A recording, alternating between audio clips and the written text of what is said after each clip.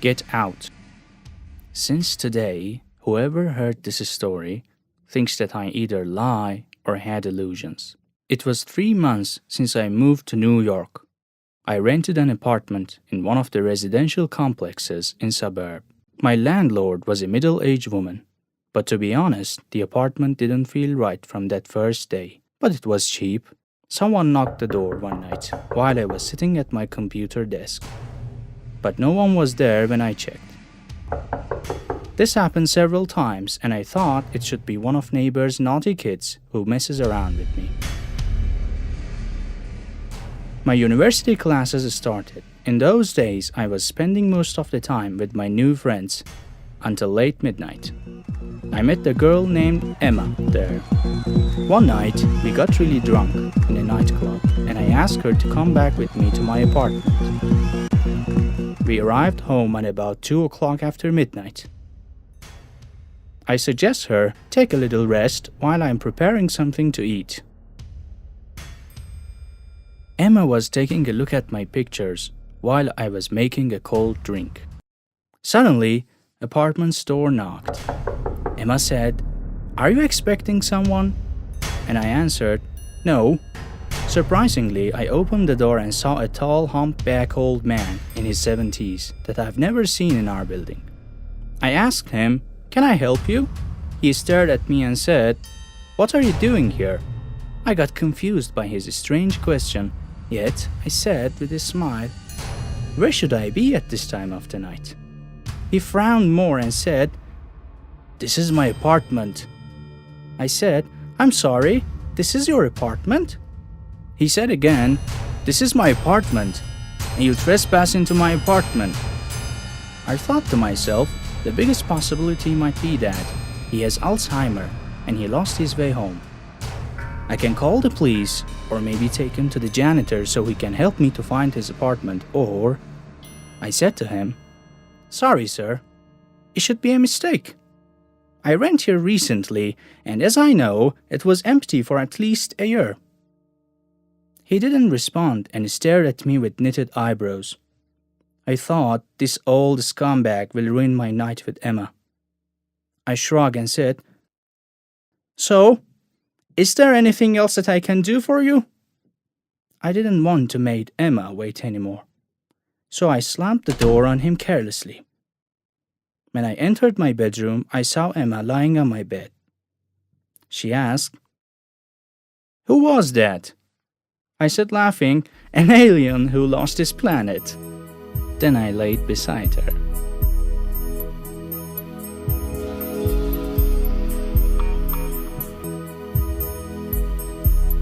Some days after that, I came home on a rainy night. I parked my car and ran to the elevator.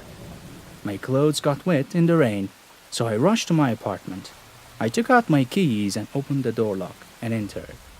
When I was passing the hallway to get to my bedroom for changing my clothes, I noticed something in the living room. Somebody was sitting on the living room couch. I raised my hand and reached the lamp switch. I couldn't believe it. My heart was exploding of fear and shock. The same old man from that other night was sitting there with the same angry and frowned face, staring at me. Suddenly, all the light went off and everywhere got dark. I couldn't recognize his face anymore. The old man said with his scratchy and hoarse voice, "Didn't I said, it's my apartment, and I said you should get out." My body froze. I couldn't say even a word. The old man continued, "I should wait here for my wife, and you are bothering me." I gathered myself and jumped out of the apartment. I locked the door from outside and ran out, took out my cell phone and called 911. "Hello, somebody entered my apartment. I locked them inside." When officers arrived, we went to my door. One of them said, "You should stay out and don't enter the apartment until we call you." After some minutes, one of them came outside, stood in front of me and said, "Are you sure you saw someone in your apartment?" I said, "Yes, absolutely. He was sitting on my living room couch." I entered and went straight to the living room. The second police officer was checking outside the living room's window. There was no one else there. I checked the bedroom and everywhere else. But the police officers were right. There was no one. The second officers came to me and said, "Be honest with me. Do you use any drugs?" I remember I couldn't sleep that night until morning, and I just slept 2 hours after sunrise. After that night, I couldn't feel safe in my own apartment. I could hear strange sounds from inside the rooms. Some objects were falling without any reason. Some nights, when I was sleeping, I could feel the old man's presence and his cold, angry gaze above my bed. Even one time, I heard his vivid voice when I was showering. "Get out of my apartment!" A month later, I decided to move out to another apartment that one of my friends found for me in downtown. But something strange happened on moving day. When the landlord lady came to get the keys, she said, "I want to live here myself." She checked the house, then pulled out a framed picture and hanged it on the living room's wall. Then she stepped back to check it and said, "They are my parents." I couldn't believe my eyes. It was him, the old man, the same old man. I was shocked so hard that even the lady noticed it. She asked, "Are you okay?" I asked her with a shocked gaze to the picture, "Can I ask where your father is now?" She bent down his head and said sadly, "He died last year after a heart stroke." I said, "He's dead." The lady said, "Yes, he's dead." What is strange about it? For a moment, I thought to myself if it's a right move to tell her what happened to me that night.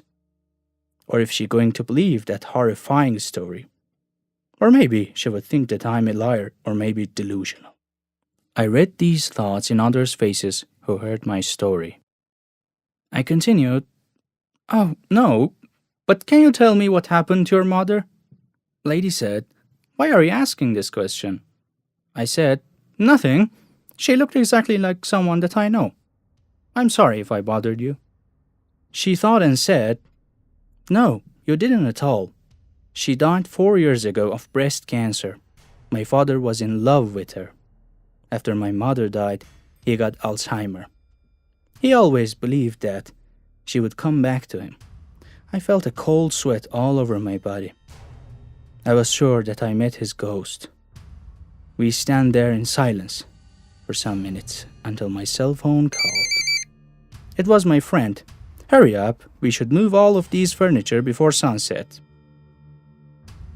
I found his call a good excuse to leave that apartment. I said goodbye to the landlord and went out. After all these years, every door knocking reminds me of that apartment and the fear of facing the old man gazing at me, saying, "Get out."